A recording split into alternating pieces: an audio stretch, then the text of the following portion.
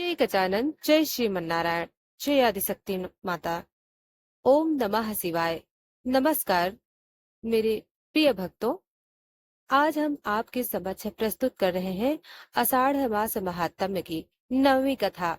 जैसा कि आप जानते हैं, स्कंद पुराण पर आधारित आपने कथा अध्याय 8 तक श्रवण कर चुके हैं। आज आइए कथा अध्याय 9 को श्रवण करते हैं। एक विलक्षण पौराणिक प्रसंग। आइए इस दिव्य यात्रा में प्रवेश करें। आषाढ़ मास में भगवान कार्तिकेय ने पितामह ब्रह्मा से इसका महात्म्य पूछा। ब्रह्मा जी ने विस्तार से आषाढ़ मास के पुण्य, उसके व्रत, उसकी कथाओं और उसके प्रभावों को बताया। नवम अध्याय 9वें अध्याय में ब्रह्मा जी एक अत्यंत अद्भुत कथा सुनाते हैं, जो मानव जीवन के गूढ़ रहस्यों को खोलती है। बहुत प्राचीन काल में भारत के काशी नामक दिव्य क्षेत्र में सुधर्मा नामक एक प्रतापी, सत्यवादी और धर्मनिष्ठ राजा राज्य करते थे। उनका राज्य समृद्ध था, प्रजा सुखी थी, चारों वर्ण और आश्रम संतुलित थे। राजा सुधर्मा का सबसे बड़ा गुण था पितृभक्ति और दान धर्म। वे प्रतिवर्ष आषाढ़ मास में विशेष रूप से तीर्थ स्नान करते, पितृ तर्पण करते, ब्राह्मणों को दान देते और गोदान, अन्नदान और वस्त्र दान करते। उनकी यह परंपरा वर्षों से चली आ रही थी। ब्रह्मा जी कहते हैं, हे कार्तिकेय, राजा सुधर्मा पूर्व जन्म में एक निर्धन ब्राह्मण था, जिसने जीवन में एक बार आषाढ़ मास में गंगा स्नान कर पितरों का तर्पण किया था। उस एक पुण्य कर्म के प्रभाव से उसे अगले जन्म में इतना बड़ा प्रतापी और धर्मराजा बनने का वर मिला। एक वर्ष जब आषाढ़ मास की अमावस्या आई, राजा ने भव्य यज्ञ, तर्पण और दान का आयोजन किया। हजारों ब्राह्मणों को भोजन कराया। तभी यज्ञ मंडप में एक वृद्ध, अति दुर्बल और विचित्र साधु आए। उनकी आंखों में करुणा थी, लेकिन मुख पर कठोरता। राजा ने आदर पूर्वक उन्हें प्रणाम किया। वृद्ध बोले, राजन, तुमने जीवन भर दान किए, यज्ञ किए, परंतु क्या तुमने कभी यह सोचा कि जो दान तुम देते हो वह तुम्हारे किस ऋण को चुकाता है? राजा अचंभित हो गया। वह बोला, हे महात्मन, मैं तो शास्त्रानुसार अपने पितृ ऋण, देव ऋण और समाज के ऋण से मुक्त होने के लिए ही यह सब करता हूँ। साधु बोले, राजन, पितृ ऋण तब तक नहीं चुकता जब तक मनुष्य केवल तर्पण, श्रद्धा या दान से ही पितरों को तृप्त करने का प्रयास करता है। सच्चा पितृ ऋण तब चुकता है जब संतान धर्ममय जीवन जीती है, सत्य मार्ग पर चलती है और कुल परंपरा को आगे बढ़ाती है। तुम्हारे वंश में क्या सभी सनातन संतानें धर्म मार्ग पर हैं? राजा थोड़ी देर मौन रहा, फिर बोला, हे प्रभु, मेरी संतानें तो संसारिक सुखों में लिप्त हैं। धर्म से उनका नाता कमजोर होता जा रहा है। साधु मुस्कुराए और बोले, तब समझो तुम्हारा पितृ ऋण अभी पूर्ण नहीं हुआ, इसलिए आषाढ़ मास का विशेष महात्म्य है। इस मास में किया गया तर्पण केवल जल का अर्पण नहीं, यह संकल्प का अर्पण है कि हम अपनी संतान को धर्म, भक्ति और ज्ञान की राह पर बढ़ाएं। पितृगण तभी तृप्त होते हैं। राजा ने विनती की, हे महात्मन, कृपया अपना परिचय दें। साधु ने कहा, हे राजन, मैं तुम्हारे पूर्वज पितृलोक से आया हूँ। आषाढ़ अमावस्या पर जब पितृगण पृथ्वी पर अवतरित होते हैं तर्पण के लिए, तब मुझे भी अवसर मिलता है। मैं तुम्हें सत्य का बोध कराने आया हूँ। अब तुम गंगा तट पर जाकर अपनी संतान के साथ एक विशेष संकल्प लो। राजा सुधर्मा ने अपने समस्त परिवार के साथ गंगा तट पर स्नान किया। तर्पण के पश्चात संकल्प लिया, हे पितृगण, मैं प्रतिज्ञा करता हूँ कि अपनी संतानों को धर्म, सेवा और भक्ति की शिक्षा दूंगा।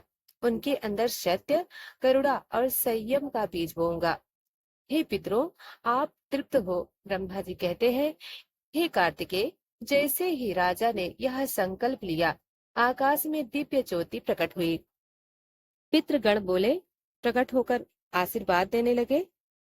बस हम पूर्ण तृप्त हैं। तुम्हारे कुल में कोई कभी पितृदोष से पीड़ित नहीं होगा। ब्रह्मा जी आगे कहते हैं, हे कुमार, जो मनुष्य आषाढ़ मास में गंगा स्नान करता है, तर्पण करता है और धर्म मार्ग पर संकल्प करता है, उसके साथ कुल पितर तृप्त होते हैं। यह मास व्रत संयम, उपवास और तप के लिए सर्वोत्तम है। पितरों के आशीर्वाद से जीवन की सभी बाधाएं दूर होती हैं। आषाढ़ मास में प्रातः ब्रह्म मुहूर्त में उठकर स्नान करें। गंगा जल या तीर्थ जल से स्नान करना विशेष पुण्य दायक होता है। काले तिल अक्षत दुर्वा के साथ तर्पण करें। ब्राह्मण, गाय, पशु पक्षियों को अन्न जल का दान करें। रात में दीप दान करें। अपने बच्चों को धर्म, संस्कार, भक्ति का उपदेश अवश्य दें। प्रिय भक्तों, आषाढ़ मास केवल व्रत उपवास का नहीं, यह अपने पूर्वजों से जुड़ने, उनके ऋण को चुकाने और अगली पीढ़ी को धर्म मार्ग दिखाने का पावन अवसर है। धर्म में संकल्प ही सच्चा तर्पण है। आइए हम सब भी यह संकल्प ले। प्रिय भक्तों, अब आइए श्रवण करते हैं एक और कथा। पुरातन काल में आर्यवर्त के उत्तर दिशा में एक शांत आश्रम था, जहाँ एक तपस्विनी वसुंधरा रहती थी।